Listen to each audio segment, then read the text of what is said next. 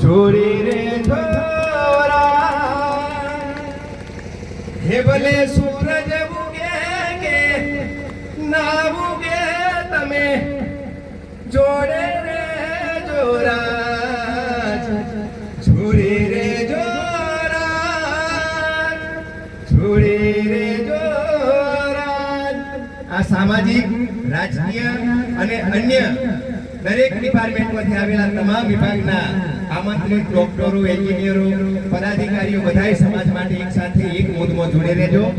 અને અમારે અહીંયા 84 શબ્દ છે, કદાચ કોઈને ખોટું ના લાગે, પણ અમારી એ બાજુ ગાતા હતા કે મને પાલનો ભીલાડો બહુ ગમે છે, મને સોનાહીને ભીલાડે રેડ્યો લાજી.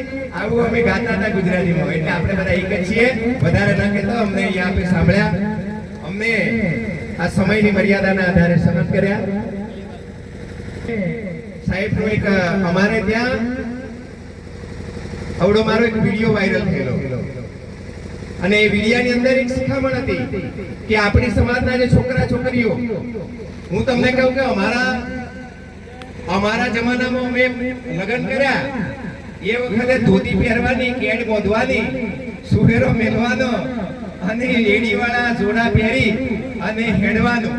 અને કદાચ કોઈ આમ મોટો તગડો માણસ હોય તો અમને ખભે બેહાડી ખેડે. એ વખતે ડીજે, ઘોડા, બગી આવું કશું નતું.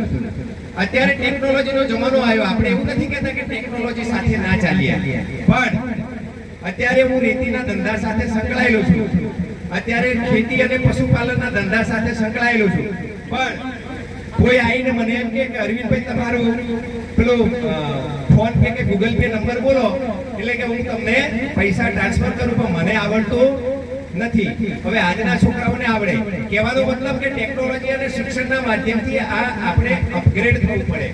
પણ અત્યારે જે નવી સારા અધિકારી બનવા માટે રિહાવાનું, રિહાવું હોય તો ડોક્ટર, એન્જિનિયર બનવા માટે રિહાવાનું, રિહાવું હોય તો તલાટી, ક્લાર્ક અને આ સાહેબો બેઠા એવી હોસ્પિટલો ખોલવા માટે રિહાવાનું.